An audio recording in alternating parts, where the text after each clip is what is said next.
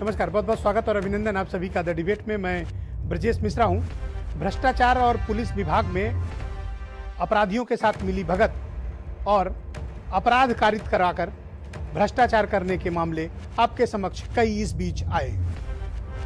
Corona kit का चाहे scam हो या विकास दुबे के साथ मिलकर पुलिस डिपार्टमेंट के तमाम अधिकारियों ने भयानक भ्रष्टाचार किया हो, पुलिस वालों के कत्ल कराए हों, लूटपाट की हों, डकैतियां कराई हों, हत्याएं कराई हों, या फिर उनके साथ रंगदारी और एक्सटॉर्शन के गेम में सम्मिलित रहे हों, पुलिस और अपराधियों का एक बड़ा गठजोड़।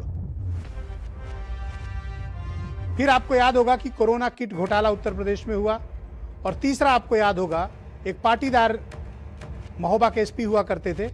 मेरे टेलीविजन में स्क्रीन में पीछे आप दिख रहे हैं, ये महोबा के डीएम और एसपी हैं। इन दोनों पर आरोप है कि ये रंगदारी वसूलवाने के लिए एक व्यापारी इंद्रकांत त्रिपाठी को गोली मरवा दी। उसकी मौत हो गई और ये उससे 6-6 लाख रुपए महीने मांग रहे थे। नहीं दिया उस व्यापारी ने तो उसकी हत्या करा दी गई। इन तीनों मामलों में क्या सिमिलैरिटी है? इन तीनों मामलों में सिमिलैरिटी बहनों भाइयों ये है कि इन तीनों मामलों में स्पेशल इन्वेस्टिगेटिव टीम यानी एसआईटी का गठन किया गया, यानी स्पेशल इन्वेस्टिगेशन टीम, विशेष जांच दल गठित किया गया। और यह दावा किया गया था उस वक्त की समयबद्ध जांच रिपोर्ट आ जाएगी। तो मैं पहले पीछे से शुरू करता हूं। 11 जुलाई को विकास दुबे कांड की एसआईटी जांच के आदेश हुए थे। Sanjay Bhusreddy additional chief secretary हैं, बड़े पावरफुल अफसर हैं, उनकी अध्यक्षता में एक एसआईटी का गठन हुआ। यह दावा किया गया था कि यह एसआईटी जो विकास दुबे कांड पर बनी है 31 जुलाई तक अपनी रिपोर्ट दे देगी। 11 जुलाई को गठित हुई थी, 31 जुलाई को रिपोर्ट देनी थी। एसआईटी की रिपोर्ट नहीं आई। कहां है किसी को नहीं पता, आएगी भी कि नहीं आएगी ये भी कोई अता पता नहीं। क्या कर रही है एसआईटी किसी को जानकारी नहीं। 31 जुलाई की रिपोर्ट आनी थी और आज जब मैं आपके साथ डिबेट कर रहा हूं अब तक वो रिपोर्ट नहीं आई। पहले विषय। दूसरा विषय है कोरोना किट स्कैम का। उत्तर प्रदेश में अब तक के सबसे बड़े और व्यापक घोटाला कोरोना किट। 2800 की कोरोना किट, किसी ने 10,000, किसी ने 15,000, किसी ने 20,000, किसी ने 12,000 में। कलेक्टर्स ने 58,000 से ज़्यादा गांवों में खरीदी। नगर निकाय, नगर निगम, नगर पालिका तमाम वार्डों में खरीदी गई। अरबों का घोटाला हुआ। आपको याद होगा कि उस पर 10 सितंबर को Renuka Kumar additional chief secretary की अध्यक्षता में एक एसआईटी का गठन हुआ। फिर एसआईटी आई और यह कहा गया कि साहब 10 दिन में यह एसआईटी अपनी जांच रिपोर्ट सौंप देगी सरकार को। जांच रिपोर्ट नहीं है, कहां है किसी को नहीं पता। जांच कहां तक पहुंची है भी किसी को नहीं मालूम, बस एसआईटी बन गई। तो ये दूसरी एसआईटी का हश्र है। जबकि यह घोटाला कोरोना काल में किया गया सबसे बड़ा घोटाला है। आम गरीब का पैसा लूटा गया है। जब आप सबसे मुसीबत काल में थे तब आपके पैसों की लूट हुई, जिम्मेदारी तय नहीं की जा रही। एक भी एफआईआर कोरोना किट स्कैम में अब तक नहीं की गई, एक भी, नॉट ए सिंगल। क्यों? किसको बचाया जा रहा है? किसने खाए हैं पैसे जिसको बचाने के लिए पूरी ताकत लगाई जा रही है?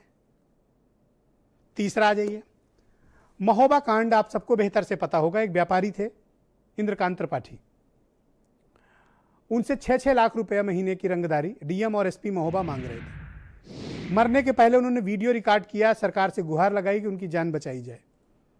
फेसबुक पर पोस्ट करते हैं कि सरकार ने हमारी मदद नहीं की, मैं प्रेस कॉन्फ्रेंस करके मीडिया को सबूत दे दूंगा। फेसबुक पोस्ट होने के 2 घंटे के बाद त्रिपाठी जी को गोली मार दी जाती है। अस्पताल में इलाज चला, त्रिपाठी जी की मृत्यु हो गई। मीडिया में हंगामा हुआ, फेस सेविंग के लिए एसआईटी बना दी गई।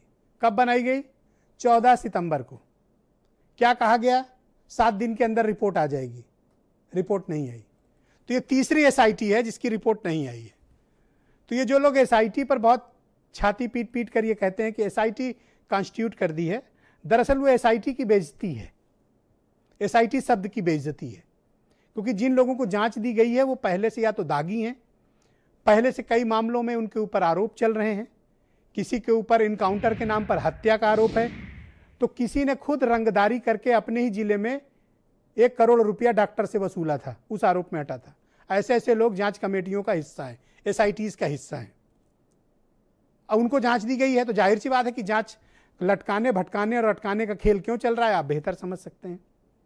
तो मेरा आज का मूल प्रश्न ये है कि एसआईटी के नाम पर ये लटकाने, भटकाने, अटकाने और मीडिया से छिपाने का खेल किस लिए हो रहा है? किसको बचाने के लिए हो रहा है, उनके नाम सार्वजनिक किए जाने चाहिए। और एसआईटी के नाम पर जो ये गेम चल रहा है इसका भी पर्दाफाश होना चाहिए। ये पूछा जाना चाहिए विकास दुबे कांड की एसआईटी की रिपोर्ट कहां है। ये पूछा जाना चाहिए कि कोरोना किट स्कैम की एसआईटी की जांच रिपोर्ट कहां है।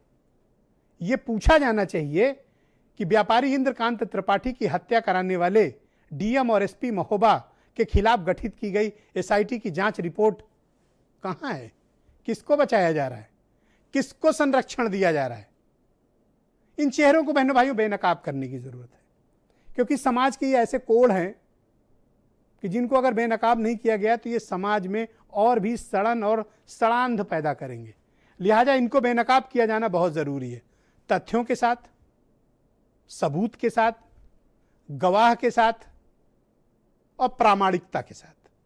जब मैं कहता हूं कि हर चीज के तथ्य, सबूत, प्रामाणिकता हैं तो हैं। कोरोना किट स्कैम के कितने बड़े घपले सामने आपके समक्ष विद्यमान है, कहने की कोई आवश्यकता नहीं है, पर एसआईटी रिपोर्ट नहीं है।